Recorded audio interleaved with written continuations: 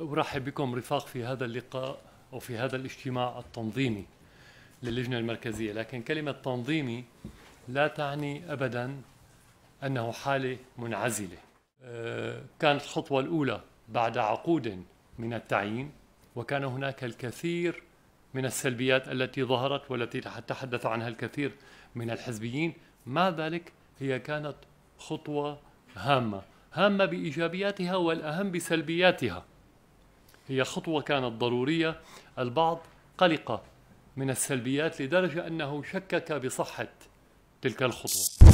في تسيير الخطى بما يتناسب مع المعايير الموضوعة، لأنه هالمعايير لما الذي بدها تستجل إشعارها بما هي عليه من اقتسام، يعني بدها لازم تجري بكل سلاسة ومرونة.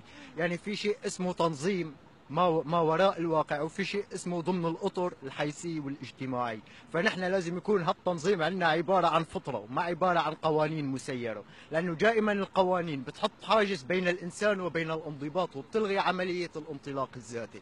فلازم تكون هالقوانين منبعثة من صميم الفرد نفسه من شان تجري بما يتماهى مع عقيدتها. المشاركة في المرة السابقة كانت الانتخابات على مستوى مؤتمرات الفروع، الآن على مستوى الشعب. يعني قاعدة كبيرة من البعثيين من الحزبيين سوف تشارك في الانتخابات القادمة، وهذا حق لأعضاء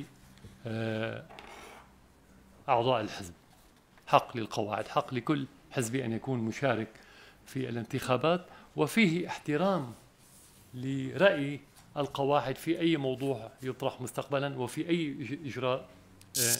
من يوم وعينا على الأوج بنعرف إنه أنت المعلم هون. أخذت هالشغلة صلبطة، هلأ بدنا نعملها شرعية وخلي الزملاء ينتخبوا يلي بدهم إياه. يا عيني عليك شو ديمقراطي. لك أنا ديمقراط واحد فيكم. معلم امتى سوف نعمل الانتخابات؟ لتستوي المعركة الانتخابية.